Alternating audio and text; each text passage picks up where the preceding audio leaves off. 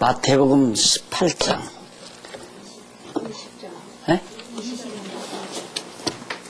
20장에?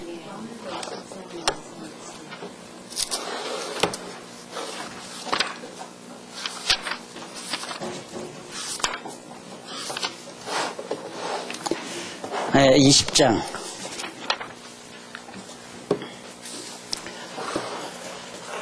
일절 한번 보겠습니다. 마태복음 20장 1절.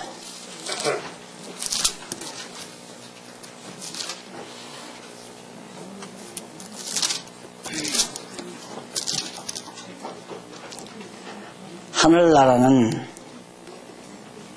자기 포도원에서 일할 일꾼을 고용하려고 아침 일찍 집을 나선 어떤 집주인과 같으니 그가 일꾼들과 하루에 한 데나리온씩으로 합의하고 그들을 자기 포도원으로 보냈다. 2절까지만. 교재는 6964페이지. 6964페이지 펴시면 한쪽 가로 3번 나옵니다. 왕권의 실상에 의한 성취.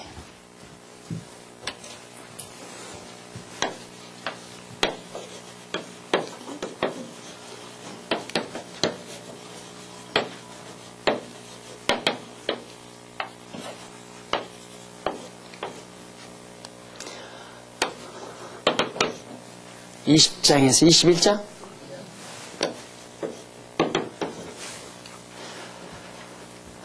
실제로 예수님이 왕권을 행사를 하십니다.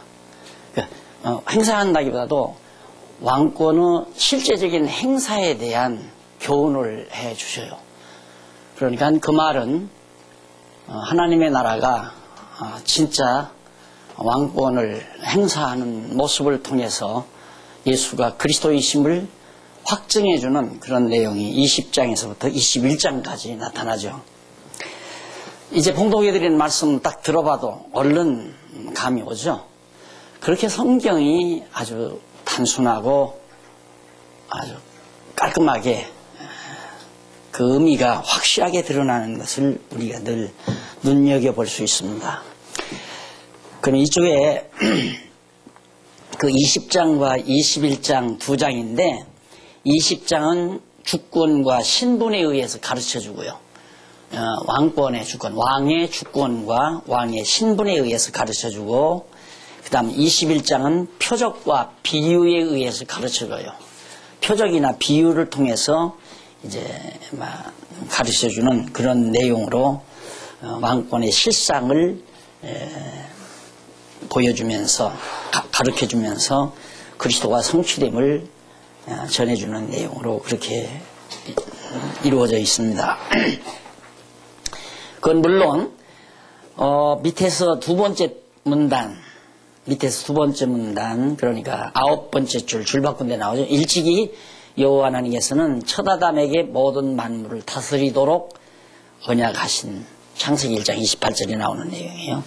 그리고 야곱을 통해서 유다에게 왕의 홀이 떠나지 않는다고 약속하신 그 약속대로 언약대로 예수가 만왕의 왕으로 이 땅에 오셨다. 왕국으로 왕권을 가지고 이 땅에 오신 메시아였다. 그런 뜻으로 정리가 됩니다. 그리고 언제나 예수님의 행위는 예수님이 행하시는 교훈이나 가르침은 구약에 근거되어 있다 하는 거. 그걸 물론 제가 근거가 참 많지만 그거 일일이 다 밝히자면 구약을 다시 다 이렇게 해야 되기 때문에 핵심적인 내용, 핵심적인 구절 한두 구절로 그렇게 근거를 제시해 드렸습니다. 그것만 보아도 예수님이 가르치시는 내용이나 행하는 행적 자체가 구약에 확실한 근거를 두고 있구나. 그 구약의 근거를 두고 있다고 하는 것은 구약에서 언약한 그리스도라는 확증을 우리에게 보여주는 내용입니다. 그러면 먼저 이쪽에 넘어와서 20장에 보면 한 장 쪽가로 1번 주권과 신분으로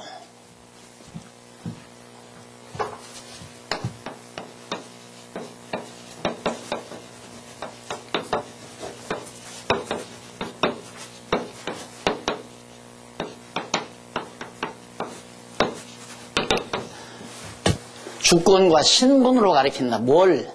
왕권의 실상을 말이에요. 왕권의 실상. 그러니까 실제 모습을 예수님께서 왕권을 가지고 있는 실제 모습을 왕이면 주권이 있어야 되잖아요. 그래서 주권과 예수님의 신분을 통해서 왕권의 실상을 예수님이 가르쳐주는 내용이다.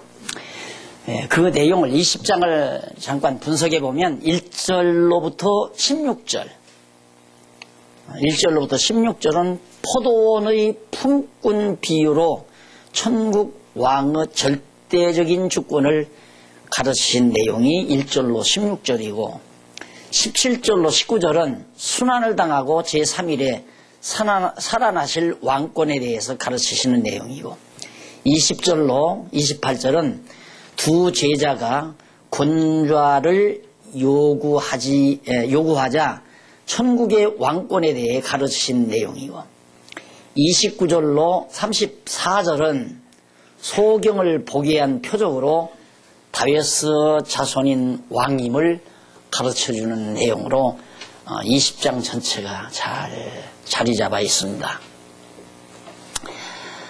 그러면 넘어가서 66페이지 6966페이지 1절로 16절 아주 잘 아는 내용이죠. 이 성경이 뭐냐면 천국이 하나님의 나라 천국이 마치 무엇과 같은가 천국의 주권에 대해서 가르쳐주는 내용인데 어떤 포도원 주인이 자기 포도원을 가꾸기 위해서 이른 아침 일어나서 일꾼을 불러드립니다. 당신 와서 한 데나리온입니까? 한 달란트입니까? 한 데나리온을 당신에게 품삯으로 줄 거니까 아침에 들어와서 우리 포도원에 와서 일해라. 그래서 이른 아침에 이제 품꾼을 하나 얻어서 들여보내놓고 그 다음 또 아침 3때쯤 그리고 또 점심때쯤 오후 3때쯤 다 저녁때 하루 온종일 시간을 막론하고 이 포도원 주인이 나가서 품꾼을 얻어드립니다. 나가서 들어가서 포도원에 가서 일을 해라. 일을 했어요. 일을 하고 다 저녁 때 이제 날이 지니까 해가 지니까 품삯을 줘야 되지 않겠어요. 그런데 청지기에게 제일 나중은 사람부터 오라고 그러나요. 그러니까 다 저녁 때 조금 전에 일터로 들어간 사람, 농장으로 들어간 사람부터 오라고. 가니까 한 달란트를 주는 거예요. 다 저녁 때 와서 일도 별로 안 했는데 3때쯤 온 사람에게도 또 한 달란트 주고 그래서 마지막 이른 아침 온 사람에게 오라고 해서 한 달란트를 주니까 이른 아침부터 와서 일한 사람이 화가 나잖아요. 불공평하다 이거죠. 아니 나는 이른 아침부터 와서 죽도록 온종일 일을 했는데도 한 달란트고 저 사람들은 점심때 온 사람도 있고 저녁 때 온 사람도 있는데 어떻게 저 사람들에게도 한 달란트를 주느냐. 그러니까 주인이 하는 말이 야 너는 너하고 약속한 대로 한 달란트 받았으면 가지고 가. 내 것 갖고 내 맘대로도 못하느냐 이 말이에요. 내 돈 가지고 내가 2달란트 주면 어떨 거고 5달란트를 주면 어떨 거냐 이 말이죠. 의미는 내 맘대로 한다 이거 내 돈이니까. 너하고는 약속대로 했으면 되지 않느냐는 얘기예요. 이게 뭘 뜻하느냐 하면 주권을 뜻합니다. 내 맘대로 한다. 주권자. 이제 이 세상 왕도 이 세상의 임금도 과거의 왕정정 지하에는 그가 법이에요. 왕이 자기 마음대로 하잖아요. 세금도 자기 마음대로 걷고. 바로 하나님은 절대 주권자거든요. 그러니까 마음대로 하신다 이겁니다. 물론 이것은 뭘 의식하고 예수님께서 하신 얘기냐면 역사 초기에 아브라함에게 하나님께서 언약을 하죠. 언약을 해서 언약대로 그들에게 이루어 줍니다. 그런데 우리 이방인들은 우리 이방인들은 언약 받은 바가 없어요. 우리 이방인의 조상과 언약한 적이 없잖아요. 근데 우리는 유대인들이 그리스도를 십자가에 못 박아 죽임으로 말미암아 돌감나무 가지를 잘라서 청감나무 뿌리에다가, 그러니까 청감나무 가지 유대인을 잘라내버리고 그 자리에다가 돌감나무를 갖다 적을 붙여가지고 열매를 맺게 했다. 그게 바울이 설명하는 내용 아니에요. 우리는 그러니까 횡재를 한 거예요. 우리 이방인들은 뭐 언약한 바도 없는데 똑같이 하나님 나라 백성이 되니까, 유대인도 하나님 나라 백성이 되고 오늘 우리도 하나님 나라 백성이 되니까.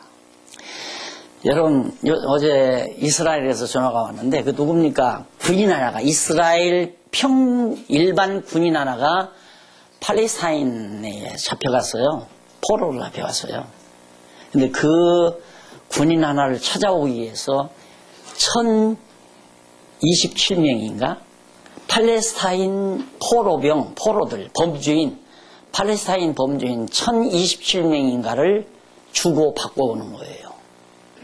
그러니까 유대인들이 얼마나 자존심이 강하다는 거 알 수 있잖아요. 한 사람을 찾기 위해서 적군, 대적들 1027명을 준단 말입니다.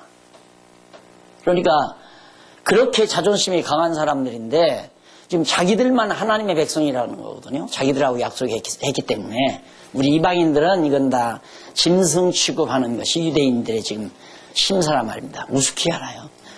지금 경제파동 온 세계가 지금 들끓죠? 그건 뭐 상관없어요. 유대인들, 지금 돈줄을 유대인들이 쥐고 있기 때문에 그런 거거든요. 오바마 미워가지고 오바마가 이슬람 출신 아니에요. 그러니까 유대인 갑부들이, 돈장사들이, 유대인들은 아주 돈장사에 능수능란한 사람들입니다. 돈으로 돈을 버는 거죠. 돈장사만큼 땅 짓고 헤엄치는 장사가 어디 있습니까? 그건 망할 염려도 없고, 돈 장사는. 그런 장사를 유대인들이 머리가 좋으니까 장사를 해서 세계 모든 돈을 다 거머쥐고 있단 말입니다. 근데 오바마 이슬람 출신이 대통령이 되니까 너 연 먹어봐라 하고 지금 막 돈줄을 주니까 공연히 지금 유럽이나 다른 나라들은 불똥이 그런 데까지 뛰어가지고 우리나라도 여파가 있잖아요. 그 사람들은 자기들만 하나님의 백성이고 사람이고 우리 이방인들은 다 짐승같이 여기기 때문에 어떻게 이른 아침부터 우리는 와서 일했는데 우리도 한 달란트 주고 다저녁 때들은 역사 말기에 하나님 앞으로 돌아온 이방인들도 하나님 나라 백성이 되느냐, 이제 그 얘기예요. 쉽게 말하면 내 맘이다 이 말입니다. 하나님의 나라는 인간의 노력의 대가가 아니에요. 내가 열심히 일하고 뭐 충성하고 뭐 선한 일 많이 하고 그런 대가에 의해서 하나님 나라 백성이 되는 것이 아니라 거저 공짜로 하나님의 정하신 뜻을 따라 당신 뜻대로 하는 거란 말입니다. 내 것 가지고 하나님의 나라가 하나님의 것이니까 하나님의 나라를 주고 싶은 자에게 하나님이 마음대로 준다 이거죠. 주권.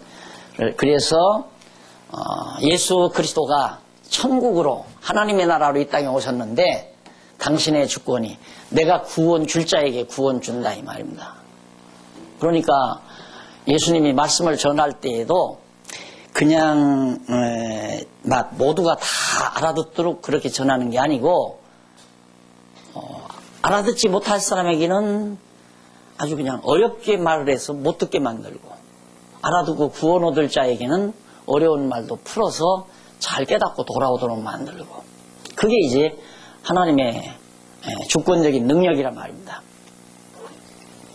이번에 인도에 가서 우리 김 목사님하고 둘이 가서 이제 복음을 전하는데 인도 현지 목사들 한 32~33명 왔더라고요. 현지 인도인 목사들이. 거기에는 이제 하이클래스가 한 10명 되고 조금 수준 낮은 분들이, 영어를 잘 못하시는 분은 좀 수준이 낮고 영어를 잘하는 분들은 이제 제대로 교육을 받으신 분들이고. 그런데 그분들이 이제 우리 김 목사님이 영어로 직강을 했거든요. 날들하고 통역한다는 거, 나 목도 아프고 피곤하니까 직접 목사님이 한두 마디를 하더라도 따복따복 그렇게 말씀을 해서 내용만 전달되면 하니까 하시라고 그래서 이제 김 목사님 했는데 잘 알아들어요.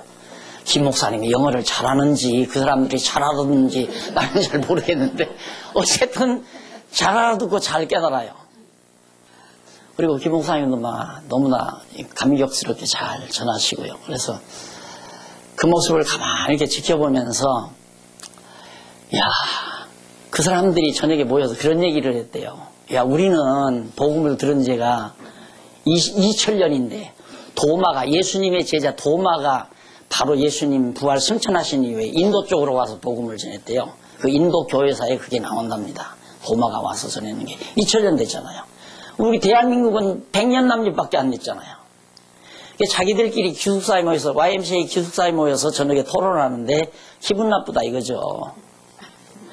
야, 우리는 2000년 전에 복음을 받았는데도 뭐냐, 이제 100년밖에 안 되는 100여 년 남짓밖에 안 되는 한국교회에서 이렇게 성경을 철저히 연구해가지고 자존심 상한다 이거죠. 우리 열심히 공부하자. 그런 얘기를 했다고 우리 한국 선교사 하나가 거기 끼어들어가서 잠을 자면서 그걸 다 들은 거예요.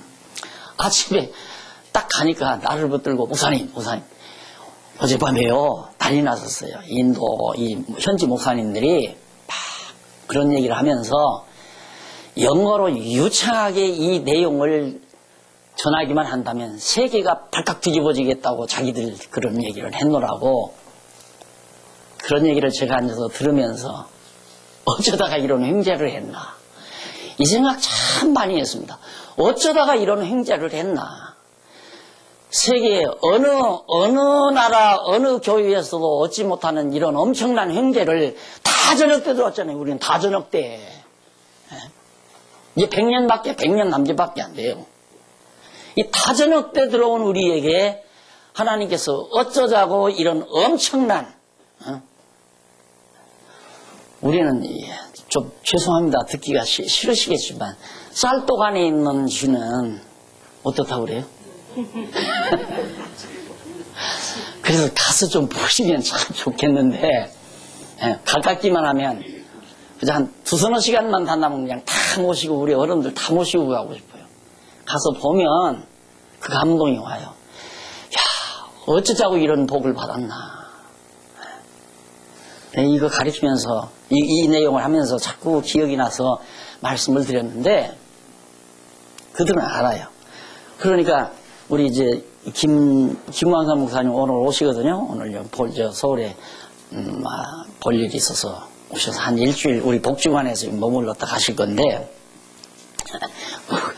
목사님이 질투가 난 거예요. 당신은 열심히 교회에서 연복 얻어가지고 그 현지 목사들 한 달에 20만 원씩 10만 원씩 이렇게 도와주고 그 목사님 아들들 데려다가 다 먹이고 재우고 가르쳐주고 지금 그거 하고 있단 말입니다. 인도에서.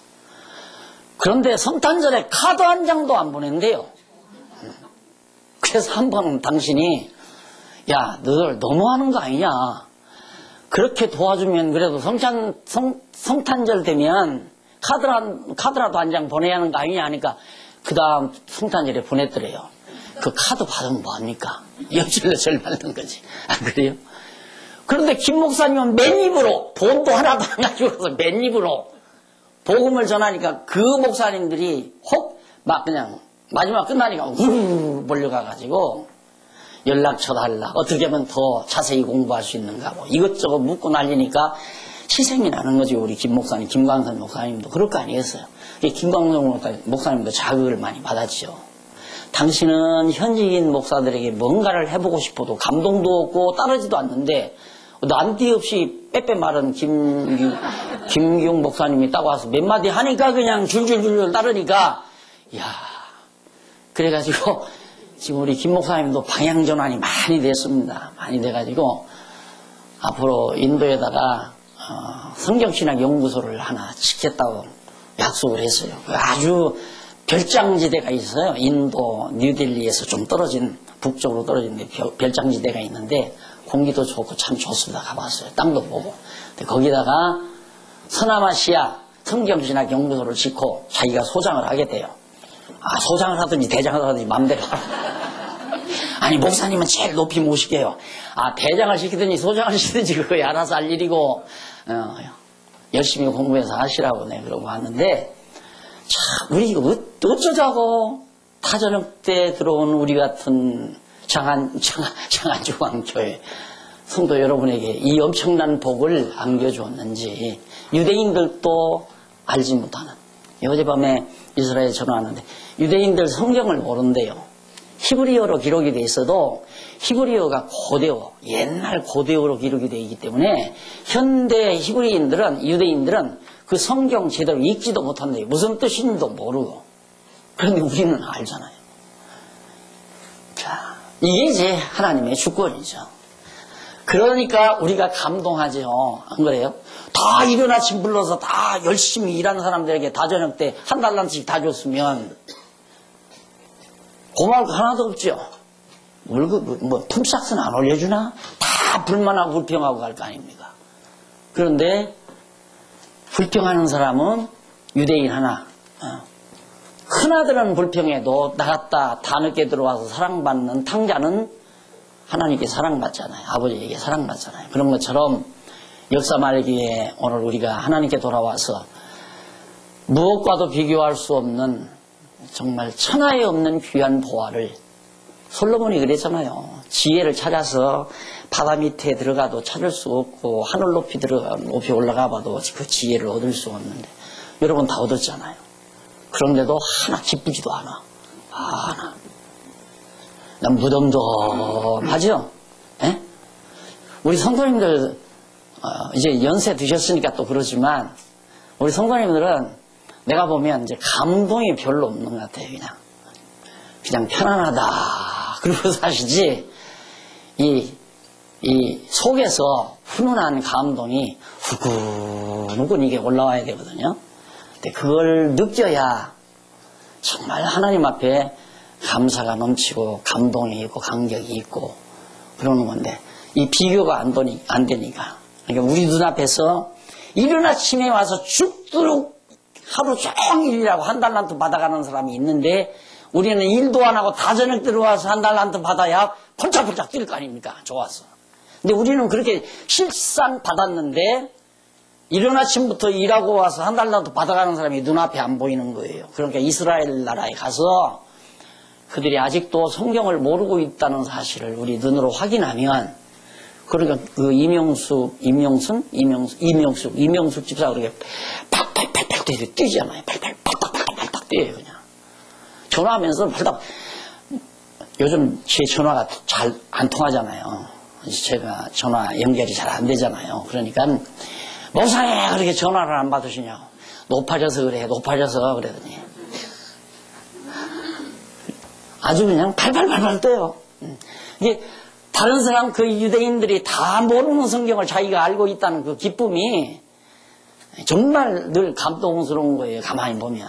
이게 정말 오늘 여기 나오는 말씀이 예수님이 하나님 나라의 주권을 천국의 주권을 가지고 있기 때문에 우리에게 천국 보화를 당신의 깊으신 뜻대로 거저 공짜로 줬다는 이 사실이 본 비유의 말씀에 담겨져 있는 것입니다. 그러면서 16절에 보면 이와 같이 나중된 자로서 먼저 되고 먼저 된 자로서 나중된다.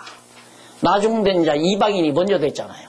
우리 이방인들이 먼저 예수가 그리스도임을 깨달아 버렸고 예수가 그리스도이심을 깨닫는 것 중에도 유럽 교회보다도 미국 교회보다도 서구 교회보다도 우리 아시아 교회 중에도 대한민국 교회 중에도 이 실감이 나서야 되는데 진짜 우리 장안중앙교회가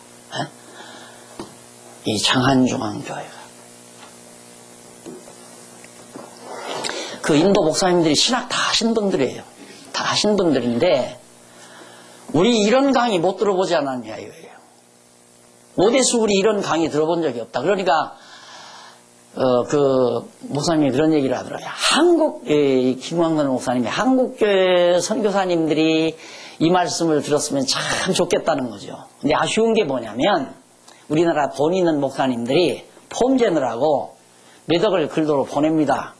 보내가지고 한국교회 목사들 어느 호텔로 다 모이라고 해라. 숙소, 호텔 숙소 다 주고 호텔 큰 강당에서 이제 목사가 강의를 하는 거예요. 무언 강의? 목회 성공, 교회 성장 비결, 지도자, 리더십 이런 거 강의하고 간다 이거예요. 그러니까 그 인도 선교사님들, 한국 선교사들은 전혀 리더십도 필요 없는 거고, 지금 내가 언어를 잘 통해서 지금 전할 수 있는 내용이 필요한데 아무 필요 없는 내용만 말하면서 돈 가지고 와서 하니까 모이라면 잘 모인대요. 왜? 교통비 주죠? 호텔 잠자리 해주죠? 얼마나 좋아요? 다 모인대요. 근데 내용은 안 듣는데요. 그러니까 버릇을 그렇게 들여놔가지고 모여라 하면 돈 줄 줄 알고 있다는 거죠. 그러니까 한국교회 선교사들을 모이라고 할 수가 없대요. 김광선 목사님이 모이라고 해서 이 강의를 꼭 좀 들려주고 싶은데 손 벌리는 밀고 있는 사람들에게 또 호텔도 우리가 다 얻어야 되고, 그리고 뭐 어디 교회에서 한다 이러면 안 오고 호텔에서 해야 된대요. 그 한국에서 배운 습관이거든요. 목사들이 꼭 무슨 회합하려면 호텔에서 하잖아요. 그래야 오니까 호텔 잠자리 못 해본 그지 근성이 있어서 그러는지 왜 그렇게 호텔을 좋아하는지. 교회가 얼마나 좋아요. 널찍한 교회들이. 우리도 보세요. 꼭 어디야? 충주 아이템플러만 가려고 그래. 아니? 아이템플러만. 여기도 다 강의실도 있고 다 있는데 똑같아. 목사님들이나 우리 교회 권사님들 집사님들이 하나 다를 거 없어.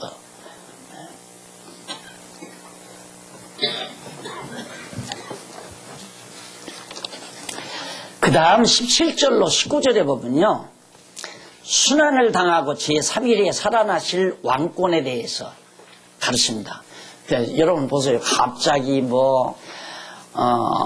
농장 주인이, 포도원 주인이 포도원 일하기 위해서 일꾼으로 일하시면 불러드려 사저녁 때 불러드리고 해서 한 달 남겨줬다 이런 얘기하다가 갑자기 예수께서 예루살렘으로 올라가려 하실 때에 12 제자를 따로 데리시고 길에서 이르시되 보라 우리가 예루살렘으로 올라가노니 인자가 대제사장들과 서기관들에게 넘기움에 저희가 죽이기로 결단하고 이방인들에게 넘기어 주어 그를 능욕하며 채찍질하며 십자가에 못 박게 하리니 제3일에 살아나리라. 완전히 색깔도 다르고 뉘앙스도 다르고 전혀 판이한 내용이 앞에 나오고 그 뒤에 이어지고 그래요. 어느 한국 장사가 이 내용이 연결되어 있는 어떤 의미적으로 연결된 내용으로 발견할 수 있겠습니까? 사람의 재간으로는 못해요. 우리 박홍기 강사가 가끔 그래. 사람의 능력으로는 이거 못 찾는다고. 나도 그래요. 날들어 그 사람 되게 공부한 분들이 나한테 와서 그래. 목사님 그거 어떻게 발견했어요? 할 말이 없죠. 나도 몰라요. 그래. 나도 몰라요. 이번에 이제 인도 갔다 와서 일을 해야 되겠는데 딱 앉으니까 꽉 하나 막히는 거예요. 고린도전서 3장을 쓰고 있는데 딱 막혀요. 더 이상 나가질 않아요. 생각이 안 나. 머리만 떼 하고 멍하니 가을 하늘만 쳐다보죠. 어디론가 훌쩍 떠나서 그냥 막 쏘다니고 싶은 생각만 있고 안 터져요.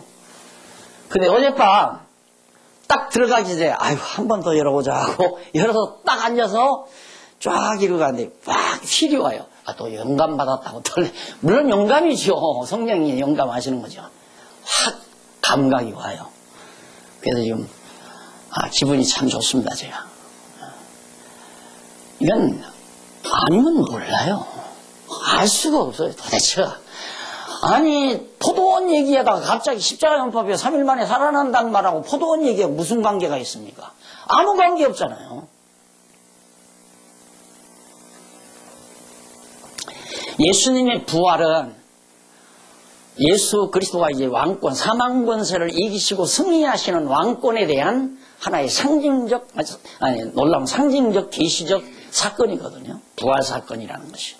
이게 당신이 왕이라, 왜 주권자, 내가 왕이다. 실제로 왕이다. 실제로 왕권을 가지고 내 마음대로 천국도 주고 주고 싶은 자에게 주고 주기 싫은 자에게 안 주고 내 마음대로 하는 거다. 천국이라는 게. 이제 그걸 말해주면서 당신이 왕임을 확실하게 죽었다가 3일 만에 부활하실 사건을 제자들에게 말해주므로 확증시키는 내용이 바로 19절까지 나와요. 자, 여기서 자, 우리는 이걸 내용으로만 딱 듣죠. 아, 예수님이 왕이래. 왕권을 가지고 있대. 예수님이 주권자래. 그러면서 그렇게 배우면서 가면서 이제 이 공부를 하고 가면서 뭘 어떻게 생각해요? 아이고 이거 해야 하는데 이거 안 되면 어떡하나. 아이고 걱정, 근심, 염려. 이거 하지요. 그렇게 배우기는 예수님이 주권자라고 배워놓고 실제 행동은 자기가 자기 고집대로 자기 생각대로 자기 뜻대로 보는 인가를 하려고 하고 목회하는 목사 입장에서는 참 실감 있게 다가오는 부분입니다. 하여튼 자기가 어떻게 해서 교회를 세우는 줄 알아요. 제가 동료 후배 목사님들에게 몇 번 얘기하자면 내가 교회의 주인이 머리 대신 그리스도가 주인이라고 믿어지지 않고 성령이 교회를 세운다는 것이 안 믿어졌으면 난 체제개혁 못한다. 그래서 체제개혁을 못한다. 왜? 체제개혁하다가 확 흐트러지면 다 뭐 공수표 돼버리라고요. 체제개혁하다가 이게 막 버근 나고 막 싸움질을 하고 막 이래놓으면. 근데 교회는 주님의 몸이에요. 그 신령한 교회, 참 교회는 주님의 몸이기 때문에 주인 되시는 주님이 쓰죠. 이 목회를 하다 보면 아이고 큰일 났다 이런 부분이 있을 수가 있습니다. 그런 때가 예를 들면 어떤 시험이 온다거나 성도들이 어떤 시험을 받는다거나 뭐 이런 경우에 아 이 교회에 또 위태롭다 이런 생각 이런 것 때문에 이제 목사님들이 애간장이 녹는 거죠. 저는 거기에서는 많이 탈피했습니다. 솔직한 고백이네요. 거기서 많이 탈피했어요. 교회 무너나는 것도 주권자의 뜻이고 세워지는 것도 주권자의 뜻이고 늘 가리키기를 저도 그렇게 가리켰잖아요. 늘 가리키기를. 내가 머리 태매고 싸매고 노력한다고 해서 서지는 것도 아니고 내가 바보짓 한다고 해서 교회가 무너나는 것도 아니고 교회는 주님의 몸이고 주권자가 주님이시고 하나님이 주권자이기 때문에 하나님이 세우시고 그러시고 마음대로 하시는 분이니까 내가 내 주제를 파악해야 한다. 그래서 성경만 가르치자. 성경만 가르치자. 그래서 성경만 가르치는 데는 목사 아니고 소장이라도 충분하겠더라고요. 그래서 소장으로 내려앉은 거예요. 당위장 목사에서 소장으로 내려앉은 이유가 연구소 소장이 성경 가르치는 거야 당연한 거 아니에요? 그래서 성경만 가르치자. 20절로 28절 두 제자가 권자를 요구합니다. 아, 예수님 부활한다는데 갑자기 또 왜 권자를 두 제자가 요구하자. 천국 왕권에 대해서 가르쳤는데 그때 세베대의 아들 어머니가 그 아들들을 데리고 치맛바람은 여전히 어디나 아들들을 데리고 예수께 와서 절하며 무엇을 구하니 예수께서 가라사대 무엇을 원하느뇨 가로되 이 나의 두 아들을 주의 나라에서 하나는 주의 우편에 하나는 주의 좌편에 앉게 하소서. 지금 백스로 왔잖아요. 돈봉투 가져왔나? 이렇게 사람들이 어리석잖아요. 자, 그러니까 잘 연결되죠? 여기서 포도원 그 비유를 통해서 주권의 그 성격을 정확하게 해주고, 그리고 예수님이 부활함으로 왕권을 가지고 있다는 거 보여주면서, 바로 왕권이 있다는, 부활한다는 얘기하니까, 아들들, 세베대의 두 아들들을 데리고 와서, 그 여자가 와서, 어머니가 와서, 우정승, 좌정승짜리 좀 부탁합시다. 성경이 그렇게 맥이 쫙 연결이 되어 있어요. 그 맥이 생명이란 말입니다. 그래야 성경이 올바르게 딱 보이는 거죠. 간단하잖아요, 성경이. 그러니까. 예수께서 대답하여 가라사대 너희 구하는 것을 너희가 알지 못하는도다. 뭘 구할지를 너희가 모르고 지금 구하는데 나의 마시려는 자를 너희가 마실 수 있느냐? 이 마시려는 자는 십자가에 못 박혀 죽는 일입니다. 야, 그렇게 권좌를 누리려면 너 나처럼 십자가에 못 박아 죽을 수 있느냐 이 말이죠. 저희가 말하되 할 수 있나이다. 권좌 얻으려니까 뭐든지 한다는 거죠. 가라사대 너희가 과연 내 잔을 마시려니와 내 좌우편에 앉는 것은 나의 줄 것이 아니라 내 아버지께서 누구를 위하여 예비하였든지 그들이 얻을 것이니라. 이미 그 자리는 아버지께서 주권자, 하나님 나라의 주권자이신 아버지께서 다 마련해 놨기 때문에 너희들이 구한다고 해서 얻어지는 게 아니다. 그 말이. 10 제자가 듣고 그 2 제자에 대하여 분이 여기거늘 또 실투가 난 거지요.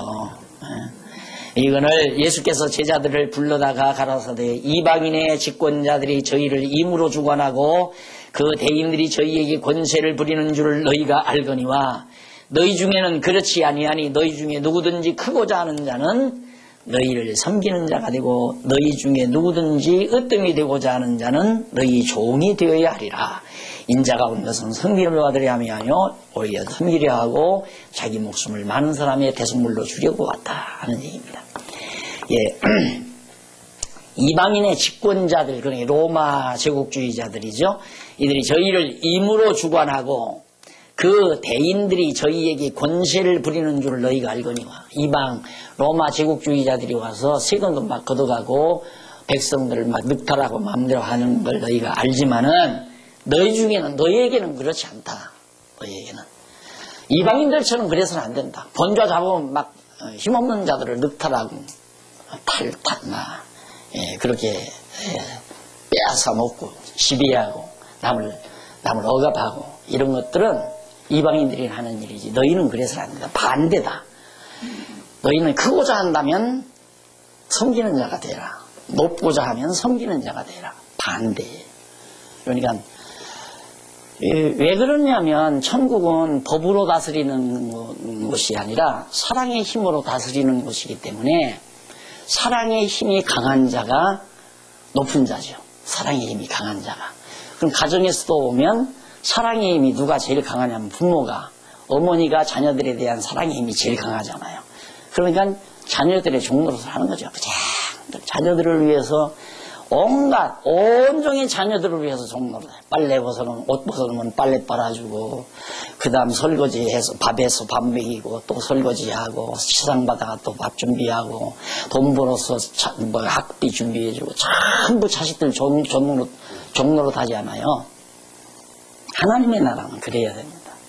이 교회도 이 하나님의 나라거든요. 교회가. 그런데 이게 인간 세상 집단처럼 돼버리면 자꾸 높은 사람, 소위 이제 장로, 목사가 제일 높다고 하잖아요. 반대. 장로, 목사, 권사, 집사, 도리어 성도들, 어린 성도들을 전부 섬기는 자가 되지는 사랑의 집단이기 때문에 그런다. 정치 집단 같으면 권력으로 힘없는 자들을 억압하고 다스리고 통치하지만은 교회는 그렇지 않다. 너희는 그렇지 않다. 그래서 크고자 하는 자는 섬기는 자가 되고 너희 중에 누구든지 으뜸이 머리가 되고자 하는 자는 너희 종이 되어야 하리라. 종이 되어야 하리라. 어린 것들이 할아버지나 아버지가 이뻐하니까 막 엎드리라고 해놓고는 타고서 이리야 하고 막 저 아버지 엉덩이를 때리잖아요. 앞으로 가라고. 종로로 시키는 거죠. 그래서 다 받아주잖아요. 이제 그런 관계가 진정한 교회 관계가 돼야 되는데 인간 세상이다가 보니까 자꾸 그래서 이제 또 체제개혁 얘기가 자연히 나오는데 기존 체제대로 하다가 보니까 하나의 이제 권력 집단, 정치 집단으로 될 가능성이 많더라니까요. 그래 높은 자리에 앉으려고 하고 그 높은 자리, 남을 지배하는 자리 그게 아니고 전 반대이어야 되죠. 그래서 지금 확 뒤집는 것이 지금 체제개혁인데 여기 다 어른들 계시잖아요. 정말 어린 성도들을 섬길 마음이 없으면 일 놓으셔야 돼요. 진짜예요. 어린 성도들을 섬길 마음이 없으면 일을 놓으셔야 돼요. 세상 교회라 완벽할 수는 없지만 방향은 맞아야 되잖아요. 방향은. 네? 교회를 하면서 인색한 마음 들고 아까운 마음이 들면 부모가 돈 벌어다 자식들 먹여 살리면서 아깝고 인색한 마음이 들면 부모 자식 낳지 말아야죠. 혼자 호주머니에다 넣고 혼자 돌아다니면서 맛있는 거 사 먹고 혼자 즐기고 혼자 살다 죽어야죠. 그러나 우리가 하나님의 나라 백성이라면 정말 어떻게든지 어린 영혼들을 위해서 어른들에게는 좀 죄송한 얘기지만 제가 그 대학 예과반을 맡고 인도에 가서 한 시간을 빠지니까 여기는 2시간 빠졌나요? 1시간을 빠지니까 2시간 빠지는 여기는 별로 생각이 안 나요. 섭섭하죠? 왜? 어른들이니까 생각이 안 나는데 예과반은 아유 어떻게 공부를 하나, 무슨 과목을, 무슨 영상을 보고 있나, 이 생각, 그 시간에 매번 그 생각이 나요. 그리고 그 강의실에 가서 강의해 주는 게 너무너무 좋고요. 아직 어린 영혼들이니까 먹는 대로 자라나잖아요. 먹는 대로. 우리는 다 성숙한 입장이고. 그래서 여하튼 교회는 으뜸이 되고자 하는 자는 섬기는 자가 되고 정말 종이 되어야 한다. 인자가 오는 것은 섬김받으러 오는 것이 아니지 않느냐. 도리어 섬겨야 하고 많은 사람을 위해서 목숨을 주려고 왔다. 그런 얘기입니다. 그래서 예수님이 바로 참 왕권을 가지고 있는 주권자임을 말하면서 당신의 신분도 거기서 밝혀주고 있는 겁니다. 그 다음 29절로 34절에 보면 71페이지 나오죠. 6971페이지 29절 34. 소경을 보기 위한 표적으로 다윗 자손인 왕임을 가르쳐 줍니다. 참 어렵죠? 이거 여러분 이 강론집이 아니면 이 말했다 저 말했다는 거죠. 이 말했다. 근데 이게 이제 누가복음은 역사적 수순으로 되어 있어요. 수순. 역사적인 시간적인 수순으로. 먼저 한 일은 앞에 기록하고 뒤에 한 일은 나중에 기록하고 역사적 순서대로 쭉 누가복음은 그렇게 기록되어 있는데 마태복음 경우 같은 경우는 뭐 이렇게 쓰다가 예를 들어서 포도원 비유는 예를 들어 예수님께서 31세 되던 해에 했던 얘기인데 그 다음 이제 여기 뭡니까 왕권 구원한다 그러니까 우정성 좌정성까지 구하는 것은 33세 때 하던 얘기고 그 다음 여긴 지금 부활한다는 얘기. 부활한다는 얘기가 33세 때 좌정성 우정성 구하는 것은 31세 때 32세 때 이런 식으로 지그재그로 섞어져 있단 말입니다. 그러니 성경학자들이 미치겠지. 미칠 일 아니에요. 왜 이렇게 섞어놨냐 이거요. 근데 나는 이거 섞어놨기 때문에 발견했거든요. 아하. 이게 누가복음은 역사적 수순대로 돼 있으니까 뭐 물어볼 거 없는 거고 그냥 역사적 수순대로 예수님의 사역을 얘기한 거니까 수순대로 얘기가 되는데 다른 복음서는 이렇게 지그재그로 잘 섞어놔가지고 그걸 대학 시절에 나를 매니저 역할 하신 학교 교장 목사님이 사복음서 연구를 써서 박사학위를 받았거든요. 일본에서. 근데 사복음서를 어떻게 하냐면 누가복음 역사서 수순에다가 다른 복음서에 나오는 얘기를 그 위치에다가 다 끼워 넣었어요. 나 같으면 내가 만약에 그 감수했다면 쫙 그어버리고 말아요. 그 절대 박사학위 안 줘요. 지가 박사학위 없으니까 안 주지. 그럴지 모르지만 이게 말이나 되는 얘기예요. 성령께서 뜻이 있어서 생각이 있어서 이렇게 지그재그로 다 기록하게 해놓은 건데 그걸 갖다가 이 양반이 뭐 대단한 거 연구한다고 할 일 없으니까 할 연구가 없으니까 그 연구를 한 거거든요. 누가복음 역사서 수순 내용에다가 이걸 순서대로 이건 앞에 있으니까 여기다 끼고 요건 뒤니까 이만큼 끼고 요건 여기니까 여기다 갖다 끼고 이런 식으로 해서 수순을 맞춰서 사복음서 연구라 그렇게 해서 책을 쓴 거 있어요. 지금도 아마 내 서재에 그 책이 있을걸요? 나는 그때 이걸 보고 참 학계라는 게 얼마나 허무맹랑한 것인가를 더 뼈저리게 느꼈고요. 내가 이 복음서를 보게 된 것은 이렇게 써놨기 때문에 이거 무슨 의미가 있다. 그래서 의미 분석이에요. 의미 분석. 이 의미적으로 분석해야만이 이게 맥을 찾지 의미적으로 분석하지 아니하면 맥을 찾을 수가 없다. 그걸 찾다 보니까 이렇게 찾아야 돼. 솔솔솔솔 꼭 실타래에서 실이 풀러지듯이 그렇게 풀러져 내려가니까 얼마나 즐거웠겠어요. 생각해보세요. 갑자기 또 소경 보게 한 표정은 왜 나타나요? 소경을 보게 하는 표정.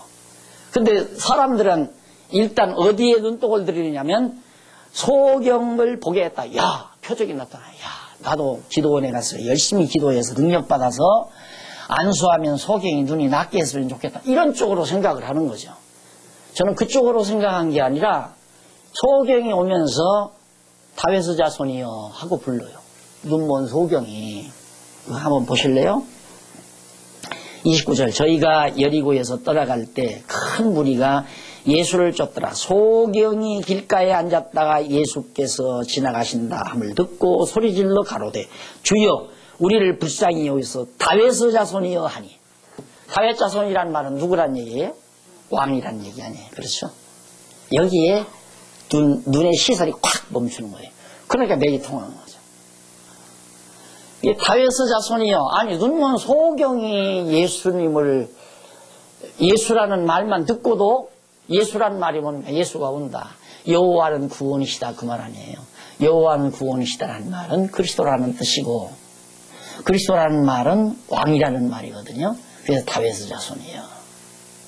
아브라함과 다윗의 자손 예수 그리스도의 세계라 마태복음에 처음 나오죠.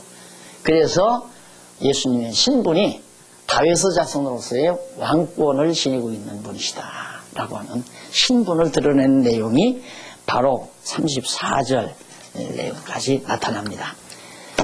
이렇게 해서 주권과 신분으로 20장에 다 가르쳐줬죠. 한잔하고 하셔야 되겠네요.